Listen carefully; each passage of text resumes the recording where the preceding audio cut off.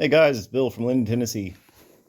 Hadn't done a whole lot of work on the Volkswagen today. A lot of just sort of sitting around, but that is just something that, not sitting around, but sitting around looking at stuff, trying to figure out what I'm going to do and how. But that is part of it. And if I don't do that now, I'd have to do it later. So I got a lot of that done today. But I did get the the drive unit out and the DD on out. I wanted to finish weld my lower shock mounts, and I needed to weld up my my motor mounts in better. And I did, hold on. Oh hell, I thought I was ready. Wasn't. Okay, here we go. I made some little simple braces for up under here for some sideways support. Now this piece is in the right spot, but you get the idea.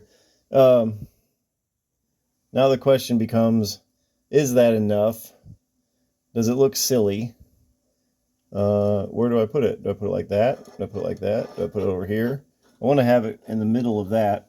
This piece will be slid over a little bit, but I want to have it in the middle of that. But I'm wondering, if I put it here in the middle of this is only 1/8 inch sheet metal. Is it possible that there could be enough side load that it could, push against this, and do I need to put a stiffener there? But then I get to thinking, well, I've got one on this side, I'm going to have one on the other side too. So in order for it to push hard enough on this side to bend this in, it's going to need to pull hard enough on that side to pull it out. So I don't really think it's necessary, but I also don't think it looks cool. So I'm gonna see if I can't find some, like, just some 1-inch round tubing or something like that, and maybe cut it at a diagonal a little bit longer. Now that's going to make it more difficult to weld. It's going to be easy to weld, but it's going to make it more difficult to weld and look half decent around a tube there, and then have this maybe over here, and just, well, I don't know. I'll get a piece and throw it up here and see what I think. I also thought about maybe finding some channel that's similar to this and putting it up here, because then it would kind of echo this, but I don't think that would look right. I think it'd look silly. Or it might just be overthinking it all, and it's not that big a deal. That's probably more likely. Another thing that I did while I had all this together is, it turns out that my drive shafts aren't actually long enough. Turns out they're not actually long enough.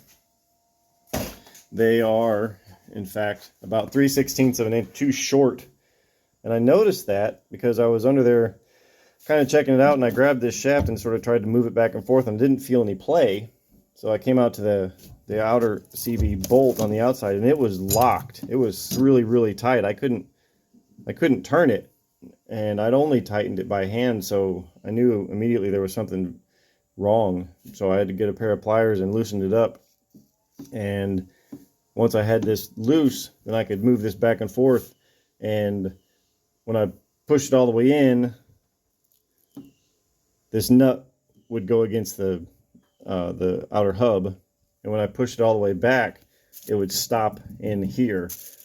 It wouldn't hit the stop over here. It wouldn't hit the stop against the hub. So I knew that this was too short, which is fine. I would have, of course, rather it been correct. Would have, got it right. But I've always said that if I was going to get it wrong, I'd much rather get it wrong short. That way I can just put a shim in here. I tried. I just had these bolted in. I had this loose, and then bolted in with some different shim stock. I tried an 1/8 inch shim, and then just slid it back and forth, and that wasn't enough. It was still catching here before it would hit over there. Then I put 3/16 in, a little piece of 3/16 in there, and then this would slam into its hub. I went ahead and tightened that down, and then there was still movement up inside this, up in the CV joint.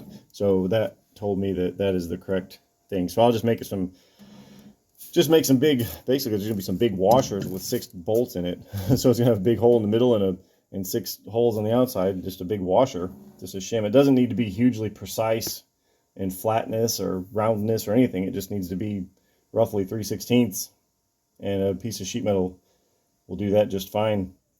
And this other U-joint, or this other CV joint, I got to thinking, well, heck, why don't I just go ahead and lube these things, you know, why shouldn't I go ahead and pack the grease? So I'm like, yeah, so I'm gonna do that. So I did, and I went ahead and packed a whole tube of grease into that CV joint, and then it dawned on me why that's really stupid, because I'm gonna be taking these CV joints in and out about 17 times between now and when I drive it out the garage door. So this one, like, so whenever I did the shim things on both sides, I had to use this CV joint. I did it on one side and then brought it over to the other side. So that's dumb. So this one's just kind of out of commission until I get a whole lot closer to knowing that I'm not going to need to remove it. So that's dumb. Oh well. I did get some. Oh, another thing I needed to do. I wanted to. I guess I still could. It's not late yet. Needed to weld the mounts up against the truck for the rear battery box, and I've got that out because I got some toys in the mail. This is all from Thunderstruck EV. This is their little 3.3 kilowatt charger. This is their BMS. This is the deal I was talking about, where these little leads, they can only run so far before there's too much resistance, and the BMS can't do its BMS-y things. But we're gonna find out. These leads are pretty long. That's folded over like 3 times, so I'm thinking that's probably a good 6 feet, but we'll find out. And so that's that. I got 5 of those, and then there's an MCU, master control unit, that these plug into. These plug into the MCU, and the MCU is the master control unit. I also got this charger. Now, if you remember, I've been tossing around the idea of having it set up so that I can just put a generator in the bed of that thing, and if I want to do some extended trips, the generator would be my range extender, a 12 kW generator, and then that would directly power the onboard Tesla charger. This is the 10 kilowatt Tesla charger out of a Model S or X. But I don't think I'm going to put that in the truck. There's a couple reasons why. One, it's big, and while I do have quite a bit of room in the truck for stuff, this one's kind of awkward in that it has to be flat. I don't know if it matters if this side is up or down, but it does have to be flat. But this is not weatherproofed at all. In the car, this is underneath the back seat, and it's protected from the elements, you know, moisture and dust and all that stuff. So if I did end up mounting this in the truck somewhere, not only would it have to be flat, I'd have to put it in a little case to keep it protected. But this is the Thunderstruck charger. They've got a couple different variants of this, but I went with this one. And it's 3.3, so it's a third as much power as this. It's, you know, probably about a third the size as well. But the cool thing about that is I can mount it in any orientation I want to, and it is weather tight. So it can be underneath the bed, get splashed on all it wants to, and it is not a big deal. And you can daisy chain a whole bunch of those things. The MCU talks to this. MCU is watching your battery voltages, and it'll keep track of how fast the voltage is rising, and if it's getting close to the end of charge, you can go in there and you can set it up and have it do, there's different charge profiles that you can set up, but it monitors it, but it can keep track of, I think, at least definitely 4 of these things if I wanted to. And if I got 3 of those, it'd be the same power as this, and I can always add more of those later. The other thing, like I said, I went ahead and finish welded those bottom shock mounts and shot a little blast of paint on them. Then I'll probably go up underneath there after I figure out how to do the supports for the motor. I'll put them in there, and then I'll just go ahead and hit it again with a scraper and try and get some more of that stuff off, and then go ahead and undercoat that. Another thing I've been looking at is, I got a cooling system. I got a reservoir. I've got a coolant system that I need to have a reservoir for. This is the one I used in the Jeep, and I used one like this in the Ranger also. I need somewhere to put this, and ideally it needs to be higher than either the radiator or the drive unit. And that wouldn't be anywhere easy underneath, because I also have to be able to service it. So I could mount it on that back wall there, but then I can't, get in there to look in the, open the lid and see what's in it. So that's not good. But what I'm thinking I may do is I got that off. What I think I'm gonna do, I'm gonna come in here and I got a whole bunch of bad metal anyway. I'm gonna come in here and cut this out. Cut this whole area out all the way, like a big rectangle hole right there. And then I'm gonna make a coolant reservoir that slots back inside that, and maybe it sticks out a little bit, but it's got one fitting down here that will supply the pump, and then it'll have a little fill neck on the top that I can put a little rubber hose on, and then run this into the factory gas flap, and then that'll be how I fill my coolant. And then this is normally the makes your pump turn off, but I can run the return from the system into that, and that way I could take this lid off and look inside of it and make sure that coolant is circulating. And I think that would be very, very slick.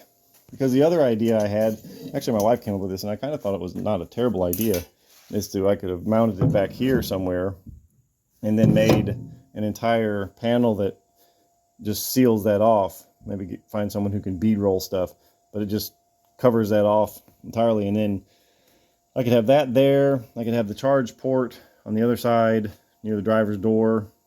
I could have electronics in here, maybe like my distribution center and all that stuff. I could have all that stuff in this area back here. I could also cut out part of that and then have room for a box for the subwoofer, because I do want to have a subwoofer.